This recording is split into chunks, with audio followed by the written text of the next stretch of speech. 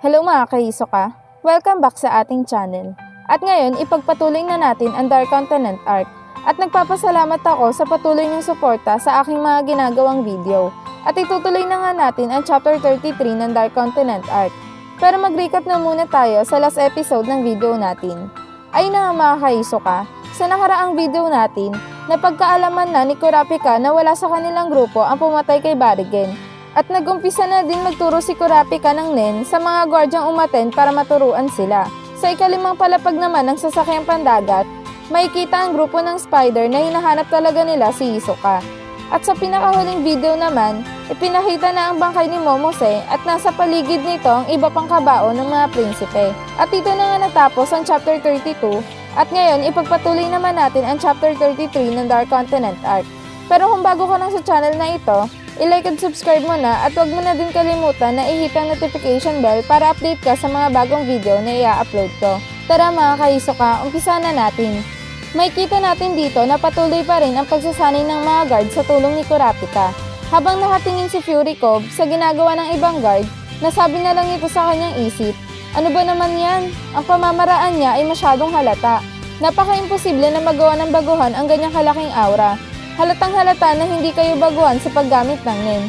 Dagdag pa nito, anong dahilan nila sa hindi pagtaas ng kamay tapos maglalabas din naman pala sila ng ganyang aura? Ang mga guard ba ng ikasyam na prinsipe ay mga inutil? Nang biglang napansin ni Kurapika ang tauhan ni Halkenbridge, Sejul, Yuhirai, lumapit kayo sa akin.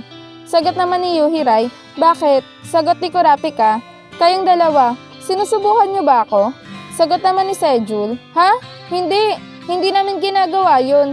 Sagot ni Yuhirai, tungkol naman dyan, maaari bang makausap ka namin ng mag-isa? Sagot naman ni Kurapika, para sa kadahilanan ng seguridad, hindi ako maaaring umalis sa kinatatayuan ko at hindi ako mapayag na makalapit kayo sa akin. Dagdag pa nito, pwede kong kausapin ang isa sa inyo pagkatapos ng pagsasanay. Sagot ni Yuhirai, okay sige. Sa isip-isip naman ni Furikov, kung ganon, wala pala silang alam. Maaaring minamanipula o kaya naman mayroon itong kaugnayan sa Nenbis ng kanilang prinsipe. Sa isip naman ni Sakata, panigurado ang layunin ng dalawang ito ay ang manatili dito sa loob ng kwarto. At gusto ko din na nandito ngayon bilang pag-iingat na rin. Pero, nakadepende kay Kurapika kung ano ang iniisip niya sa paggamit ko ng aking baril. Habang si Furikov naman ay patuloy pa rin sa kanyang pag-iisip, ang isa ay naaresto na ng Royal Army, kaya naman isa na lang ang natitirang sinisikreto ang pagiging non-user. Dagdag pa nito, at itong isa naman ay talagang tinatago itong mabuti. Ang pagtaas ng aura niya ng mukhang natural lamang at ang pagdaloy nito galing sa kanyang mga kamay ay parang mukhang hindi ito nag-iisa. Itong isang to naman ay master na niya kaya naman maaaring isa siyang assassin. Ayos to, hindi nila alam na binabantayan ko sila. At yung isang nagtatago na yan, hahayaan ko muna siya ng medyo matagal pa. Pumunta naman tayo sa silid ng ikasampung prinsipe kung saan nakikita natin na naroon si Reina Seiko at ang anak nitong si Prince Cacho at ang bodyguard nito kasama si Melody. Sa loob ng silid nila ay mayroong lalaki na parang iniimbestigahan si Reina Seiko. At sabi pa ng lalaki, so ngayon, nang biglang sagot ni Reina Seiko, mananatili pa rin akong tahimik sa kahit na anong itatanong niya sa akin. Dito ay pinakita na seryoso talaga ang lalaking nagtatanong at mukhang naiinis na. Dagdag pa ni Queen Seiko, ayan ay karapatan ko, hindi ko sasagutin ang anumang tanong mo. Sagot naman ng lalaki, ikaw ay protektado sa ilalim ng pribilehiyo ng hari. At ito ay isang formalidad lamang at hindi mailalagay sa court records. Sagot ni Reina Seiko, mabuti naman, pero hindi pa rin yan mababago ang lahat. Sagot ng lalaki, okay kung ganon, ligtas sa aking problema. Dagdag pa nito, kung ganon, kailangan tayong magsama ng 72 hours. Malaya kang gumalaw at gawin ang gusto mo habang binabantayan kita. At kung may hiling ka, ang lahat ng yan ay pahihintulutan ko. At dito naman, makikita natin sa loob ng silid sila Prince Marayam at ang ina nito na si Reina Sevanti na nakaupo sa harap ng lamesa. Si Marayam ay titig na titig sa alaga niyang hamster habang si Reina Sevanti naman ay mukhang malungkot at ang dalawang kamay niya ay nakahawak sa mukha niya. Makikita rin natin dito sila Hanzo at Bisky na binabantayan ng dalawa. At sa likod ni Marayam, makikita ang napakalaking Nenbis nito na maraming patusok-tusok sa katawan. Nasabi na lang ni Bisky kay Hanzo, ang bilis lumaki ng Nenbis ni Prince Marayam ah. Ano sa tingin mo? Dagdag pa ni Bisky, dati mukha itong isang napakagandang lumulutang na dragon. Sagot naman ni Hanso, kaya nga at ngayon ito ay naging isang mabagsik at lumaki palalo. Dagdag pa ni Hanso, siguro ang pagkamatay ng kapatid niya ay naging dahilan ng pagkabilis nito sa paglaki. Sagot naman ni Bisky, ang mga tinik nito ay nagpapahayag ng pagtatanggol sa sarili. Pagkabalisa, takot, stress at trauma ay malinaw na nakakaapekto sa Nenbis na ito. Habang nag-uusap sila Hanso at Bisky, bigla namang dumating ang dalawa pang guard na susunod na magbabantay sa Reyna at Prinsipe. Nang bigla nagsalita yung guard, Hanso, Bisky, tapos na ang shift nyo. Kami naman. At nang nasa loob na ng kwarto sila Hanso at Bisky upang magpahinga, biglang nasabi ni Bisky, sigurado ka ba sa gagawin mo? Sagot ni Hanso, oo, ako na ang bahala. Sa oras na malaman natin kung sino ang pumatay kay Prince Momose, ang prinsipe at ang kanyang Nenbis ay maaaring huminahon. Dagdag pa nito, kung may ibang tao na hahawak o kakausap sa aking totoong katawan, ay babalik ako dito, kaya naman kailangan ko maging lookout ka. Sagot ni Bisky, alam mo, kailangan ko mag-beauty sleep. At dahil sa maglo-lookout ako sa iyo, may utang ka sa aking isang balot ng Nature Beauty. Sagot naman ni Hanso, okay sige. At dito na nga ginamit ni Hanso ang kanyang pang-apat na abilidad na tinatawag na Doppelganger. At dito makikita natin si Top D, ang isa sa mga guard ni Prince Momose. Habang mahimbing ito sa pagtulog, si Hanso naman ay nakarating na sa loob ng kwarto nito at tinapik ito ni Hanso sa dibdib para magising. At sabay sabi ni Hanso dito, andito ako para tulungan ka. Dagdag pa nito, ang unang prinsipe na si Benjamin ay gusto kang makita. Habang si Top D naman ay gulat na gulat at pinagpapawisan talaga. Sagot ni Top D, ang unang prinsipe na si Benjamin? Sagot naman ni Hanso, oo, at ito ay isang headhunt. Dagdag pa nito, nagkaroon kami ng kasunduan sa army. Dito makikita natin ang isang guard na mahimbing ang tulog sa labas ng kwarto kung saan naroon sila Hanso at Top D. Sabi pa ni Hanso, si Nagoman ay nasa kabilang kwarto at aaminin na niya sa kanyang suicide note kung sino ang pumatay. Pero, para sa record ng court, kailangan natin malaman ang tiyak na pamamaraan ng pagpatay. Kailangan mong ibunyag ang iyong sikreto. At talaga namang gulat na gulat si Top D sa mga sinabi ni Hanso. Dagdag pa ni Hanso, ang mga non-abilities at Nenbis ay nagpakita na sa publiko. Kaya naman ngayon, opisyal na maaari silang maging ebidensya sa loob ng korte. Ang mga detalye ay ilalabas ang abilidad sa isang sulat at ito ay magiging perpektong ugnayan. Sagot naman ni Top D, naiintindihan ko. Dagdag pa nito, ang aking abilidad ay doppelganger, astral projection. At kapag pinikit ko ang aking mga mata at mahiga, ang aking doppelganger ay magagawa ang kahit na ano sa loob ng 20 meters. Sabi naman ni Hanso, si Nagoman ay nasa ilalim ng gamot ngayon. Tulungan mo ako sa pagpatay. Sagot naman ni Top D, okay sige. Dagdag pa nito, pero paano? Alam mo ba na ako? At dito ay naputol ang dapat na sasabihin ni Top D dahil inatake na siya ni Hanso sa likod. Gamit-gamit ang lubid, sinakal ni Hanso si Top D patalikod sa kanya. Sabi pa ni Hanso, ito ay isang 50% shot at gusto ko lang muna subukan ka sa umpisa pa lang. Pumunta naman tayo dito sa room 1008 kung saan makikita ang ikawalong prinsipe na si Sally-Sally at kasama ang mga babae nito. Makikita sa likod ng prinsipe ang Nenbis niya na maraming bibig. Nang biglang nagsalita ang isang babae ng prinsipe, pero hindi tayo makakapunta sa darating na salo-salo. Dagdag pa ng isang babae, oo nga, hindi namin makikita ang pagbago mo sa mundo. Kaya naman sabihin mo na sa amin. Sagot naman ng prinsipe, bibigyan ko kayo ng hint. Sagot naman ng dalawang babae, ano talaga? Makikita rin natin dito ang guard na nagbabantay kay Prinsipe Sally-Sally na si Rihan. At sa isip-isipan nito, ako lang ang nakakakita sa Nenbis ng prinsipe sa loob ng kwartong ito. Yung 5 bodyguard at ang mga babae niya ay nag-iingat sa akin. Kaya naman, nasa ikawalong prinsipe lang sila palagi, pero hindi naman sila hadlang sa akin. Dagdag pa nito, hanggang sa ganap ko ng malaman ng abilidad ng Nenbis o kahit ang pattern sa pagpapakita nito at maiwasan ang pag-atake nito, kaya kong tapusin ang trabahong ito sa loob lamang ng 5 segundo. Dito ay pinakita ang Nenbis ng ikawalong prinsipe at talaga namang napakarami nitong bibig at naglalabas ito ng mga likido. Sa isang parte naman, nag-uusap pa rin si Sally-Sally at ang mga babae niya. Sabi pa ng isang babae, pasensya na prinsipe. Sabi pa ng isa, hindi mo magagawang baguhin ang mundo? Sagot naman ng prinsipe, ilalagay ko ito sa ilalim ng PA system. Pumunta naman tayo sa room 1006, ang silid ng ika-6 na prinsipe na si Tyson. Makikita natin dito ang dalawang guard ng prinsipe na nag-uusap at ang isa dito ay si Izanagi, ang master ni Kurapika. Sabi pa nila dito, ano ang tingin mo sa libro ni Tyson? Niyanig ba nito ang mundo mo? Sagot naman ng isa, ang bawat salita ay galit na galit sa akin. Ang bawat linya ay sobrang lalim. Gusto ko ma-enjoy ang karanasan. Sabi pa ni Giuliano na sobrang laki ng ngiti.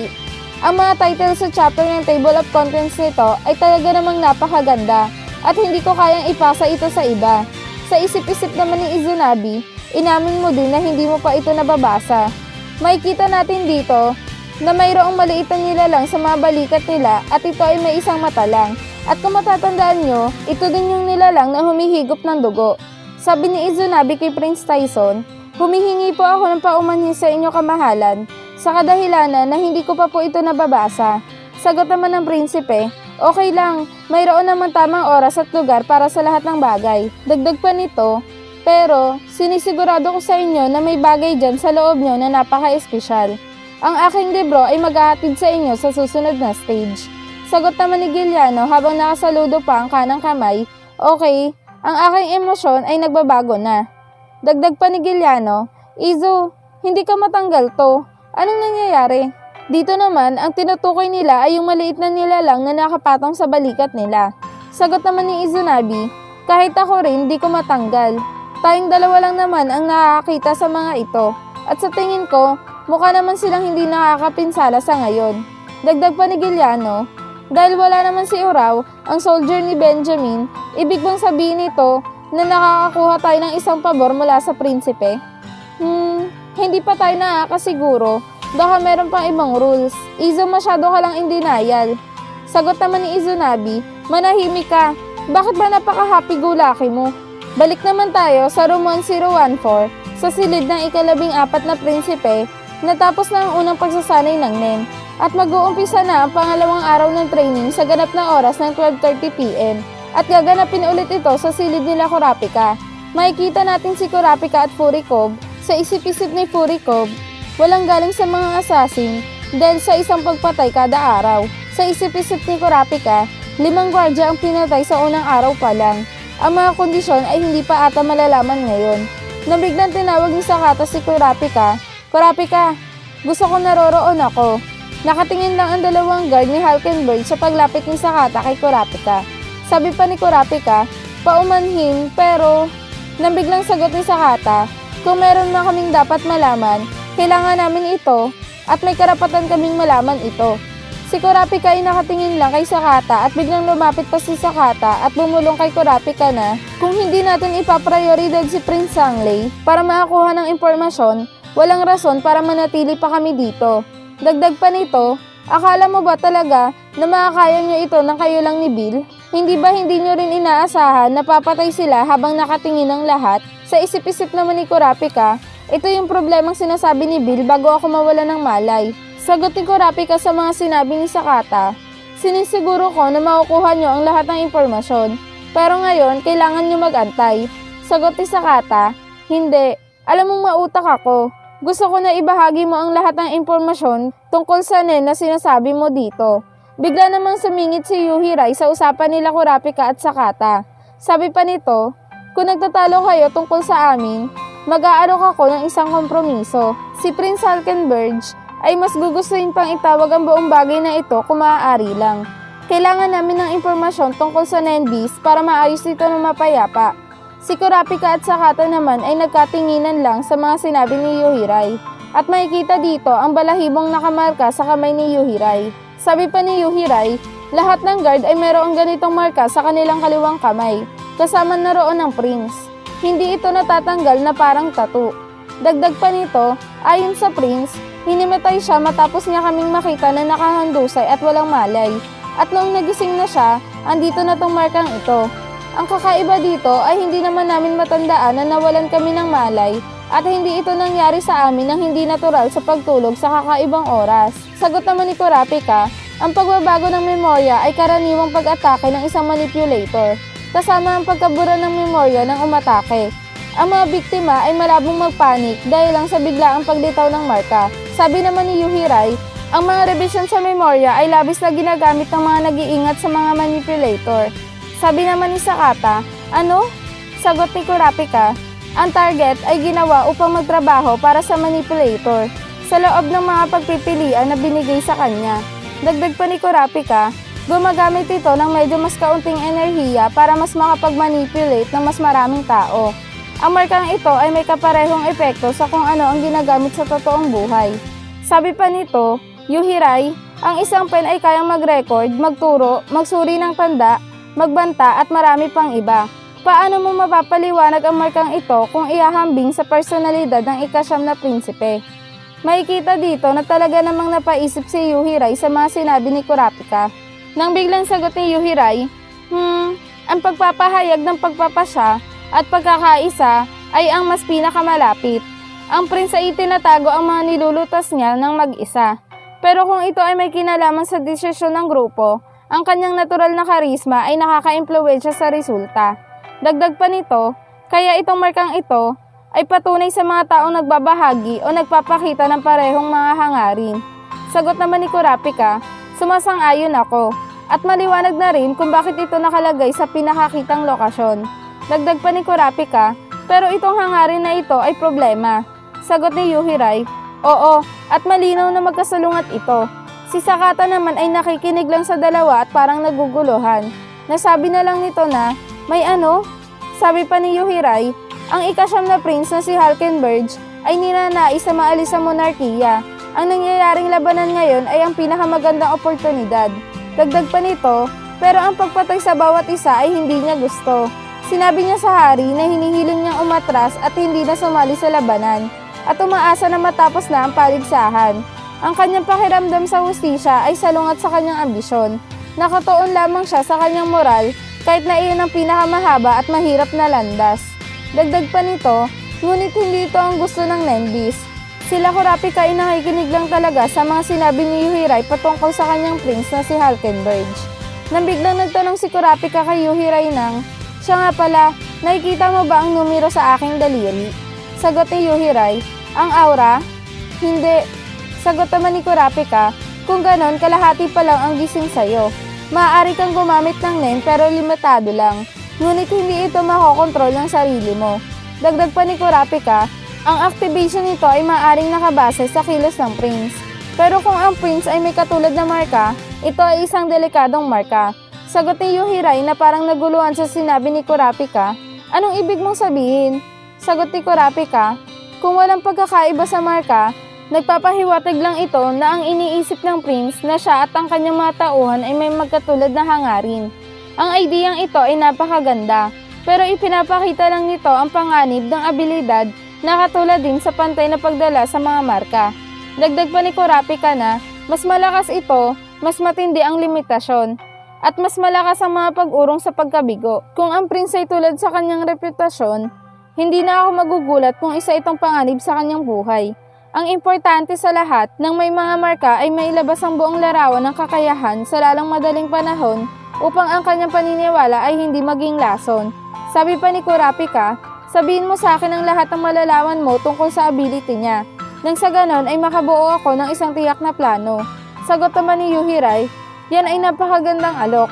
Ngunit, nang bigla na lang nagsalita si Kurapika at nasabi nito na, sigurado ako sa ngayon ay na-appreciate mo na ang gusto ng ika-8 reyna na si Queen Oito, na iwasan ng labanan at ang pagdanak ng dugo. Dagdag pa nito, hindi namin ipagkakalatang impormasyon. Sagot naman ni Yuhirai, may tiwala ako sa iyo, pero hindi ka naman nakikipag-usap sa lahat ng prinsipe, tama ba? Dito ay biglang sumagot si Sakata, ang ika-3 prince na si Zhanglei ay prioridad din na makahanap ng mapayapang solusyon. Dagdag pa nito, kung ganon, kailangan natin mapuwersa ang ika-9 na prince na si Halkenberg sa isang sitwasyon kung saan kailangan niya mamili sa pagitan ng paniniwala at katarungan. Sagot naman ni Yuhirai, napaka-cheap na pag-uusap. Sagot naman ni Kurapika na parang gigil, ang mga lawin ay kumilos na, at ang mga nasa mababang rank na prince ay matatanggal na isa-isa kapag hindi sila nagsama-sama. Sa isip-isip naman ni Yuhirai, ang presensya ni Sakata dito ay nakakainis. Pero ang impormasyon galing kay Kurapika ay napakahalaga. At nasabi na lang nito na, sumasang-ayon ako, hayaan natin gumawa ang mga prince ng kasunduan at gawin itong publiko. Sa isip-isip naman ni Yuhirai, ang pagprotekta sa ika-14 na prince na si Wobble ay daan upang maprotektahan din ang ika-9 na prince na si Hulkenberg. Sa isip-isip naman ni Sakata, ang kaninang impormasyon ni Kurapika patungkol sa nenbis ni Prince Hulkenberg ang pagkakakilanlan sa assassin. At ang pinaka-importante pa doon ay ang impormasyon sa Nen na maaaring makaapekto sa labanan para sa trono.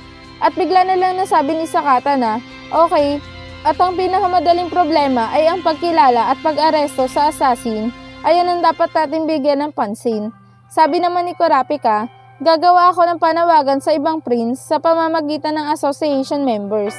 At sa isip-isip ni Kurapika, ang maging kapanalig ang ikatlo at ika-9 na prince ay malaking bagay na para sa amin. At kung makakita lang kami ng daan para makaalis sa labanan habang bumibili kami ng oras. At dito naman tayo sa room 1013, ang silid ng ika-13 prince, at makikita natin si Hanzo na nakabalik na sa silid. Ngunit laking pagtataka niya dahil walang kahit isang tao o gwardya ang naroon sa silid. At sa isip-isip ni Hanzo, ang aking katawan ay nawala at si Bisky ay nawawala rin. Anong nangyayari? Dagdag pa nito, habang patuloy sa pag-iikot sa loob ng kwarto, wala talagang tao rito? Anong nangyayari sa mundo? At dito naman makikita natin na nakaharap ni Hanzo ang nenbis ni Prince Marayam. At talaga namang nakakatakot. Mukha itong isang dragon na maraming tinik sa katawan at nakatingin lang din kay Hanzo. Sa isip-isip ni Hanzo, nandito ang nenbis ng prince. At bigla na lang niya nasabi na ito ay lumiit. Ngunit mas naging mukhang makasalanan. Dagdag pa nito sa isip niya, kung ganun ang prince ay nasa malapit lang. Dito naman, makikita natin na hindi makahakbang si Hanzo dahil parang aatakihin siya ng nenbis ng prince kahit anong oras. Napaisip pa si Hanzo, anong nangyari? Hindi ako makalapit. Aatake ba ito ng walang pakialam kung kaibigan o kaaway? O maaari ring diskriminasyon sa pagitan ng dalawa? Dito naman sa room 1002 kung saan naroon si Camila, makikita natin ang ikalawang prince na si Camila at ang guard na pinadala ni Benjamin ng unang prinsipe na si Muse. Makikita dito na gulat si Muse nang makita ang ikalawang prince. Sabi pa ni Prince Camila, ang uunahin kong patayin ay ang unang prinsipe na si Benjamin. Dagdag pa nito habang nakatingin sa gwardya, tutulungan mo ako o mamamatay ka. Dito ay parang nagulat si Muse sa sinabi ni Prince Camila. Dagdag pa ni Prince Camila, mamili ka, hindi ba ako mabait? Nasabi na lang ni Muse, Prince Camila, hindi ito nakakatuwa. At dito na nga nagtatapos ang chapter 33 ng Dark Continent Arc. Isang nakakabiting katapusan na naman ang ating nasabay-bayan mga ka-Hisoka. Kaya naman patuloy pa nating subaybayan ang mga susunod na chapter dahil araw-araw na ako mag-a-upload ng patungkol sa manga ng Dark Continent Arc. Kaya naman huwag kayong magsasawang subaybayan ang aking mga ginagawa at suportahan ang ating channel. At kung nagustuhan niyo ang ating kwento, share niyo na ito at mag-iwan na din kayo ng isang like para mas ganahan akong gumawa pa ng mas maraming video. At shoutout muna tayo para sa mga loyal sa channel natin. Shoutout sa iyo, Mark Basilio, Jomar Sibilia, Christopher Mindoro, Pong Costeles, Bilog Show, Tristan Bautista, at pasensya na kayo mga ka-Hisoka sa mga pangalan na mali ang pagkabigkas. Sana maintindihan niyo pa rin. Muli, maraming salamat. Ito po si Hunter Hisoka.